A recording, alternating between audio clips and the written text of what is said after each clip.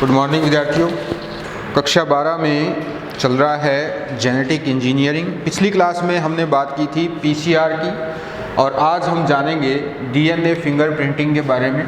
DNA finger printing, ठीक है। तो देखिए डीएनए फिंगरप्रिंट क्या है। सबसे पहली बात तो ये कि इसे 1885 में 1800 नहीं है, 1985 है। 1985 में इसकी खोज किसके द्वारा की गई थी? एलेक जेफरीज द्वारा की गई थी। एलेक जेफरीज और उसके साथियों ने की। एलेक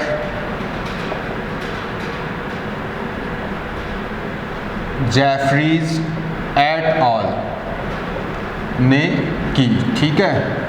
डीएनए फिंगरप्रिंटिंग की खोज किसने की थी? एलेक जेफरी ने की थी। इसके साथियों ने इसका सहयोग किया था 1985 में। और डीएनए में देखिए नाइट्रोजन क्षारकों के विशिष्ट अनुक्रम होते हैं और इन्हीं अनुक्रमों के कारण एक व्यक्ति विशेष को पृथकता से पहचाना जा सकता है, ठीक है। तो डीएनए में उपस्थित विशिष्ट नाइट्रोजनी क्षारक, ठीक है, नाइट्रोजनी क्षारकों के अनुक्रम से एक व्यक्ति विशेष को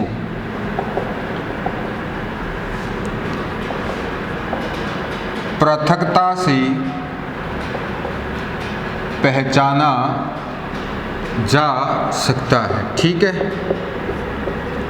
तो जो प्यूरिन प्रीमिडीन होते हैं जिसके अंदर 4 क्षारक होते हैं जो कि एक डबल बॉन्ड और एक ट्रिपल बॉन्ड से जुड़े हुए होते हैं, तो उनके द्वारा, या हम यूं कह सकते हैं कि डीएनए में उपस्थित विशिष्ट नाइट्रोजनी क्षारकों के अनुक्रम से ही एक व्यक्ति को पहचाना जाता है। क्योंकि देखिए प्रत्येक व्यक्ति विशेष का डीएनए या डीएनए छाप या चित्र हमेशा एक जैसा होता है, चाहे वो शरीर के किसी भी अंग की कोशिका से लिया गया हो, ठीक है। तो हम यहाँ पर इसको ये भी बताते हैं कि किसी व्यक्ति विशेष का डीएनए, ठीक है, यानी एक जैसे कि मैं ही हूँ तो मेरा जो डीएनए है तो वो अगर मेरे किसी भी शरीर की किसी भी अंग की कोशिका से लिया जाएगा तो वो संपूर्ण शरीर में एक जैसा ही होता है। तो डीएनए या डीएनए छाप या चित्र सदैव एक जैसा होता है। डीएनए या डीएनए छाप सदैव एक जैसा होता है, चाहे वो शरीर के किसी भी अंग की कोशिका से लिया गया, ठीक है। यानी पूरे शरीर में से अगर हम किसी भी कोशिका का डीएनए अलग करते हैं तो वो पूरे शरीर का डीएनए है, ना कि एक विशिष्ट कोशिका का, क्योंकि सभी कोशिकाओं में डीएनए का वही अनुक्रम और वही छाप पाई जाती है, ठीक है। अब देखिए इसमें किया क्या जाता है। देखिए सबसे पहले जो है डीएनए को तोड़ा जाता है, किसकी सहायता से? रेस्ट्रिक्शन एंडोन्यूक्लियेज एंजाइम की सहायता से। जैसा कि हम पिछले कई क्लासों में पढ़ चुके हैं इस बात को कि चाहे वो डीएनए फिंगरप्रिंटिंग हो, चाहे वो डीएनए रिकॉम्बिनेंट डीएनए टेक्नोलॉजी हो, चाहे वो जेनेटिक इंजीनियरिंग में कोई भी और जैसे कोई भी जो प्रोसेस है, जैसे कि जीन थेरेपी का भी हम कह सकते हैं, बायोचिप का भी कह सकते हैं, ठीक है। तो वहाँ पर उसके मेजरमेंट के लिए, या हम यूँ कह सकते हैं कि डीएनए में जो उसका आकार है उसके आधार पर, या फिर उसके अनुक्रमों की पहचान के लिए, चाहे उसके रेप्लिकेशन के लिए, ठीक है। तो पहले क्या किया जाता है? डीएनए को तोड़ा जाता है रेस्ट्रिक्शन एंडोन्यूक्लियेज एंजाइम की सहायता से। इसी तरह से हमने देखा था जब हम रिकॉम्बिनेट डीएनए बना रहे थे तो वहाँ पर भी क्या है, पहले बाहरी या विजातीय डीएनए को रेस्ट्रिक्शन एंडोन्यूक्लियस एंजाइम की सहायता से तोड़कर उसका जो आकार है उसको छोटा किया जाता है ताकि वो प्लाज्मिड में सही तरह से फिट हो सके या प्लाज्मिड के साथ सही तरह से वो संयुग्मित हो सके, और फिर उसके बाद वो आगे जो पोषी कोशिका है उसमें प्रवेश करके फिर आगे क्या करता है, रेप्लिकेट होता है। तो देखिए इस विधि में भी क्या किया जाएगा, डीएनए के छोटे खंडों को रेस्ट्रिक्शन एंडोन्यूक्लियस एंजाइम की सहायता से तोड़ा जाता है और फिर उसके बाद क्या किया जाता है, उसे जेल इलेक्ट्रोफोरेसिस विधि से गुजारा जाता है। ठीक है, और जेल इलेक्ट्रोफोरेसिस विधि में मैंने आपको बताया था कि जो पॉलीएक्रिलेमाइड जेल है या फिर एगारोइड जेल है उसमें उसको गुजारा जाता है, यानी वहाँ पर किस तरह से गुजारा जाता है कि वो क्या होते हैं, वो एक तरह से आणविक छलनी होती है और उस आणविक छलनी पर इस तरह से डीएनए के छोटे छोटे टुकड़ों को डाल दिया जाता है। ठीक है, और आकार के आधार पर उनको अलग किया जाता है। ठीक है, तो जेल इलेक्ट्रोफोरेसिस की विधि से इस प्रकार से इसको पहले गुजारा जाएगा और उसके बाद इसे बैंड के रूप में अलग कर लिया जाता है। ठीक है, बैंड के रूप में अलग कर लिया जाता है। ठीक है, अलग किया जाता है। तो इतना प्रोसेस तो इसमें है ही। इसके बाद क्या होता है, ठीक है, सबसे पहले डीएनए के जो अनुक्रम है उसको तोड़ा जाएगा या डीएनए के छोटे छोटे खंड बनाए जाएंगे। अब देखिए फिर हमने बात की थी ना ब्लोटिंग जो टेक्निक है, जिसमें हमने 3 प्रकार की ब्लोटिंग टेक्निक की बात की थी, सदर्न, नॉर्दर्न और उसके बाद वेस्टर्न। सदर्न में क्या किया जाता है, डीएनए की पहचान की जाती है या डीएनए को अलग किया जाता है। जो नॉर्दर्न है उसमें क्या किया जाएगा, आरएनए को अलग किया जाएगा और वेस्टर्न में प्रोटीन को अलग किया जाएगा। तो इसमें जो डीएनए फिंगरप्रिंटिंग है इसमें कौन सी टेक्निक का उपयोग किया जाएगा, जो सदर्न है उसका प्रयोग किया जाता है। इसके बाद एक्सरे प्लेट या यूवी लाइट की सहायता से उद्भासित किया जाता है। ठीक है, तो देखिए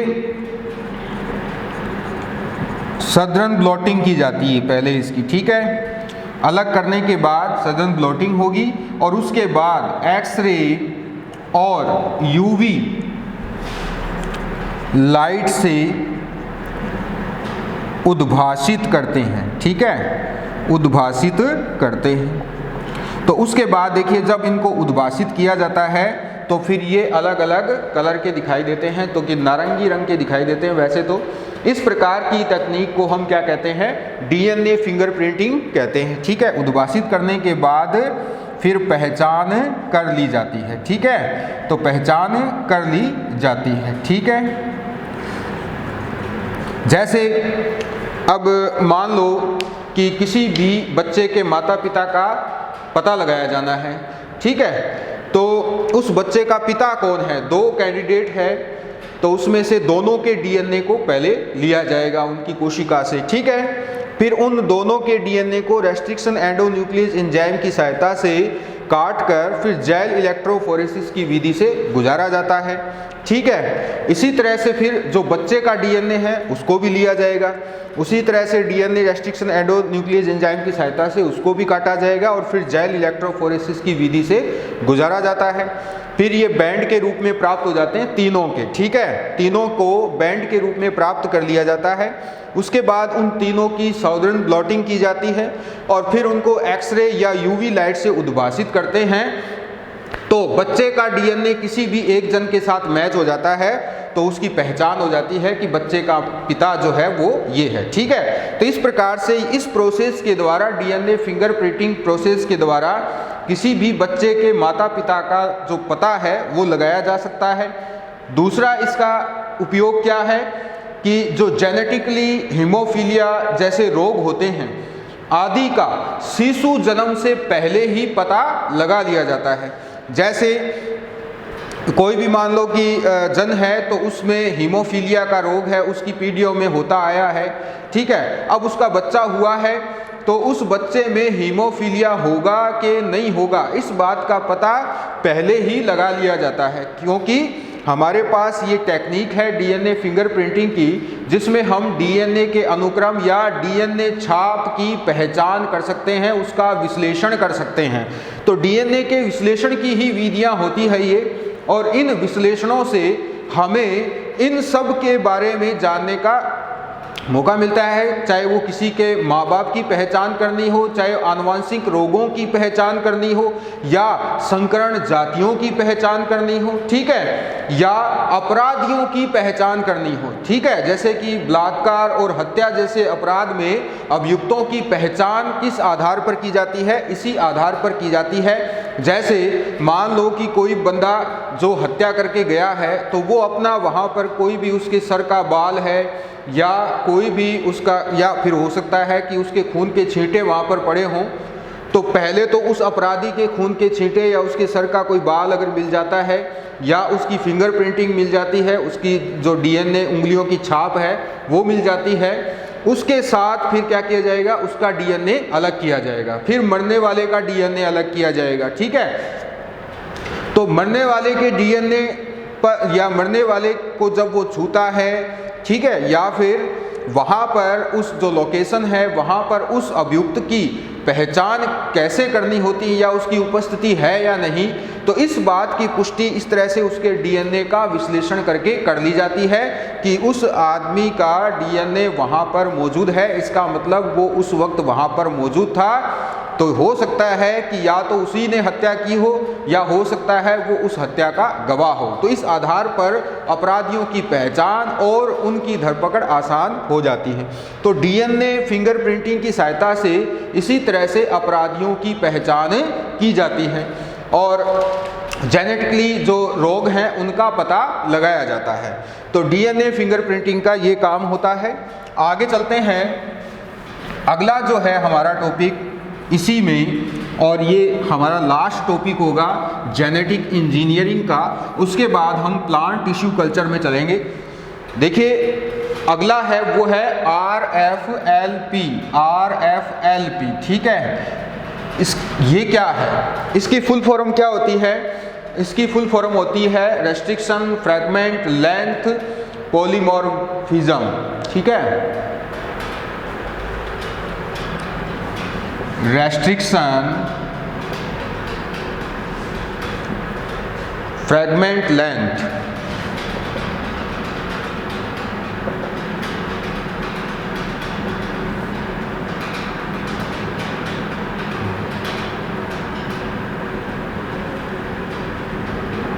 पॉलीमॉर्फिज्म, ठीक है। RFLP, ठीक है, इसकी फुल फॉर्म ये होती है।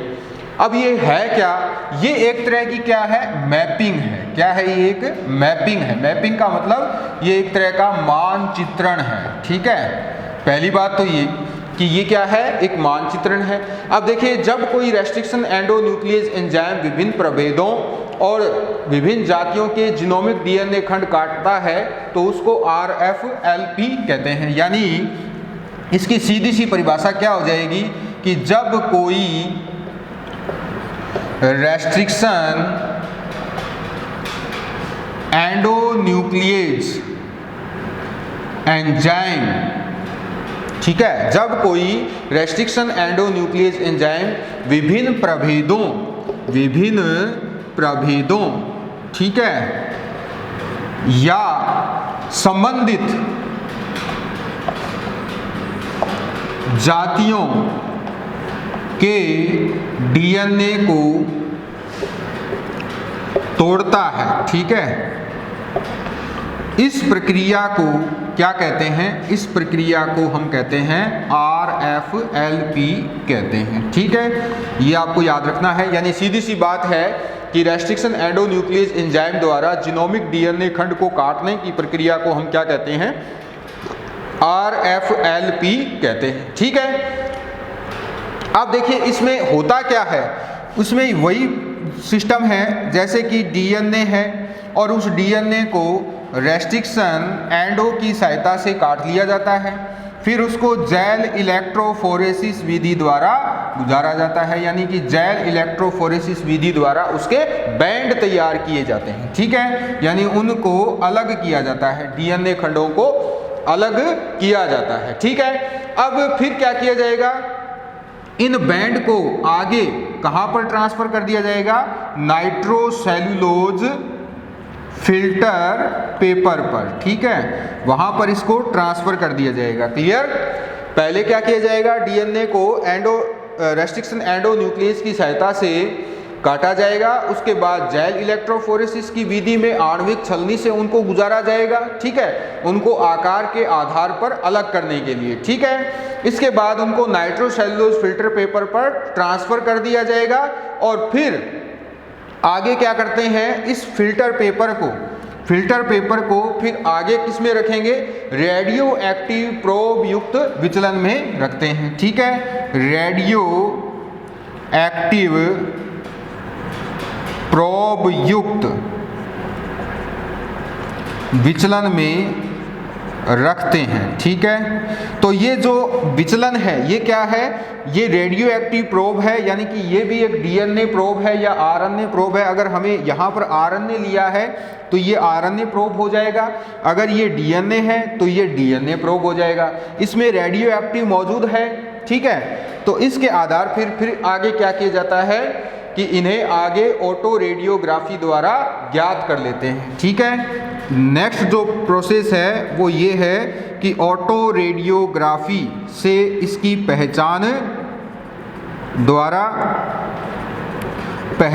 कर ली जाती है। ठीक है, ये प्रक्रिया क्या कहलाती है, RFLP कहलाती है। ठीक है, यानी दोबारा से सुन लीजिए, सबसे पहले रेस्ट्रिक्शन एंडोन्यूक्लियस एंजाइम की सहायता से संबंधित जातियों या विभिन्न प्रभेदों के डीएनए को तोड़ा जाता है। इसी प्रक्रिया को मुख्य रूप से तो RFLP कहते हैं। ठीक है, लेकिन अगर हम इस मैपिंग की बात करें तो मैपिंग कैसे की जाएगी, तो मैपिंग में देखिए पहले इनको तोड़ लिया जाएगा, फिर जेल इलेक्ट्रोफोरेसिस यानी एगारोजेल और पॉलीएक्रिलेमाइड से फिर इनके बैंड तैयार कर लिए जाते हैं। बैंड तैयार होने के बाद इनको नाइट्रोसेल्यूलोज फिल्टर पेपर पर ट्रांसफ़र किया जाता है और फिर इस नाइट्रोसेल्यूलोज फिल्टर पेपर को रेडियो एक्टिव प्रोब युक्त विचलन में रख दिया जाता है। ठीक है, यानी जिस डीएनए की हमें पहचान करनी है क्या वाकई में वो डीएनए है, तो इस प्रकार से इसका एक मानचित्र तैयार किया जाता है। तो फिर इसके बाद देखिए इस यहाँ पर जो डीएनए प्रोब युक्त विचलन है, उस डीएनए प्रोब युक्त विचलन में मौजूद डीएनए प्रोब जो कि रेडियो एक्टिव है वो इस डीएनए के साथ मैच करेगा कि नहीं करेगा, इस आधार पर ऑटो रेडियोग्राफी द्वारा उसकी पहचान कर ली जाती है। ठीक है, तो RFLP का उपयोग क्या है, देखिए विभिन्न जातियों में आपसी संबंध जो हैं उनको ज्ञात करने का ये एक तरीका है। ठीक है, प्रभेदों में आपसी संबंधों का पता लगा सकते हैं लक्षणों के आधार पर, गुणों के आधार पर। ठीक है, और जो जनकता है उसके आधार पर। ठीक है, इसके अलावा मात्रात्मक लक्षणों की जीन स्ट्रक्चर और कार्य ज्ञात कर लेते हैं, यानी इस प्रकार के मानचित्रण द्वारा लक्षणों पर कौन से जीनों का प्रभाव है इस बात का भी पता लगाया जाता है। इसके बाद देखिए जो डीएनए फिंगरप्रिंटिंग की टेक्निक है उसमें भी इस प्रकार का जो RFLP है उसको हम काम में लेते हैं, क्योंकि वहाँ पर भी लगभग यही प्रोसेस होता है। तो इस प्रकार की प्रक्रिया को या RFLP को डीएनए फिंगरप्रिंटिंग में भी काम लिया जाता है। और अब तक देखिए इस प्रकार की विधि से जियामेज जो कि मक्का है, ओराइजा स्टाइवा जैसे चावल है, ट्रिटिकम एस्टिवम गेहूं है, तो उनके जो RFLP है उनको तैयार किया जा चुका है। ठीक है, अब आगे चलते हैं।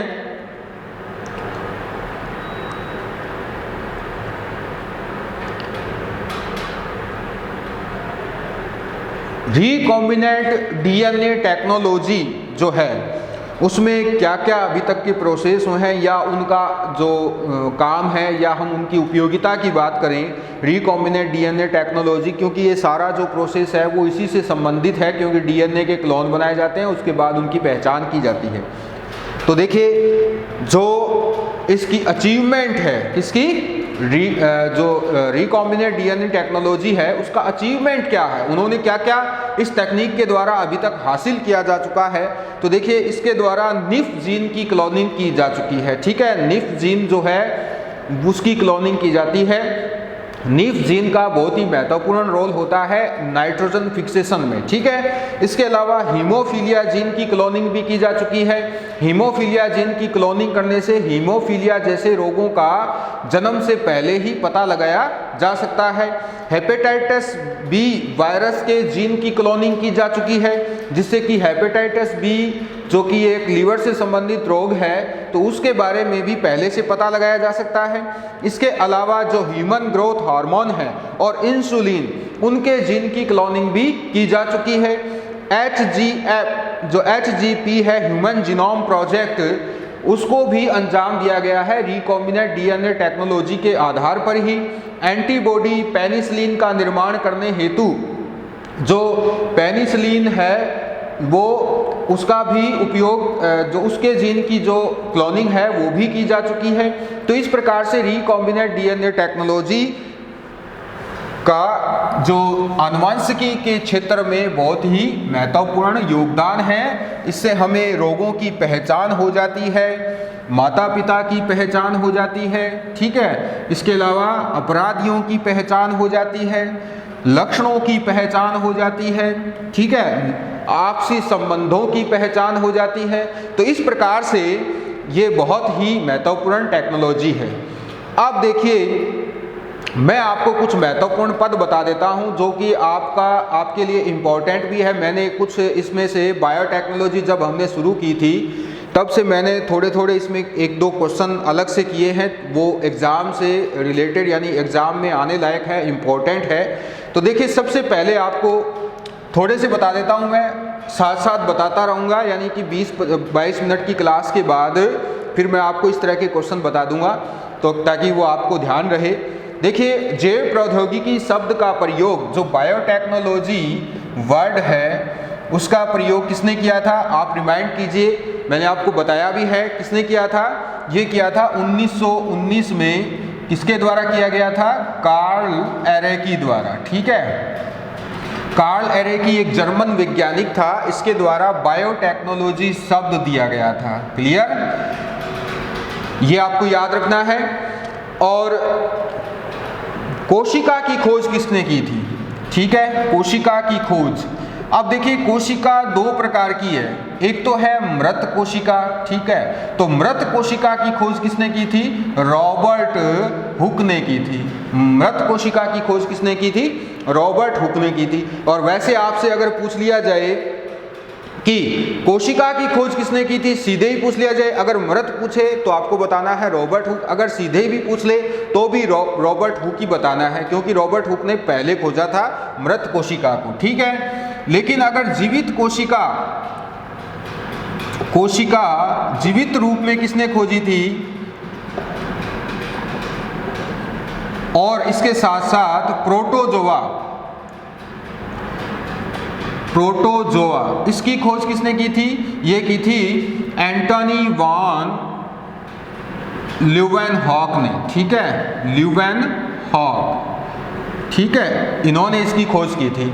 एंटनी वॉन ल्यूवेनहॉक ने किसकी खोज की थी, जीवित कोशिका की खोज की थी। क्लियर, ये आपको याद रखना है। तो मृत कोशिका की खोज रॉबर्ट हुक ने की और जीवित कोशिका की खोज किसने की थी, एंटनी वॉन ल्यूवेनहॉक ने की थी।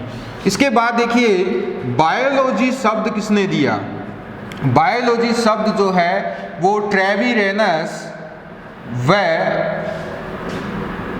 लेमार्क ने दिया था। किसने दिया था, ट्रेविरेनस और लेमार्क ने दिया था। इसके साथ एक और वैज्ञानिक भी था, बेंडा, लेकिन उसका नहीं है, ज़्यादा इनको ही पढ़ते हैं, ट्रेविरेनस और लेमार्क। गुणसूत्र की खोज का श्रेय किसको जाता है, गुणसूत्र की खोज किसने की थी, गुणसूत्र की खोज की थी W वाल्तेयर ने, ठीक है। गुणसूत्र की खोज किसने की थी, W वाल्तेयर ने। कब की थी, 1988 में, 1988 में की थी, ठीक है। गुणसूत्रों की खोज का श्रेय किसको जाता है, W वाल्तेयर को जाता है। इसके बाद देखिए, बैक्टीरियोफेज की खोज किसने की, बैक्टीरियोफेज,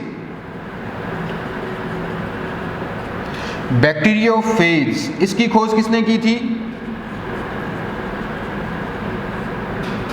इसकी खोज की गई थी 1915 में फ्रेडरिक डब्ल्यू वार्ट द्वारा, ठीक है, 1915 में फ्रेडरिक डब्ल्यू वार्ट द्वारा, ठीक है, इसके द्वारा बैक्टीरियोफेज की खोज की गई थी, ठीक है।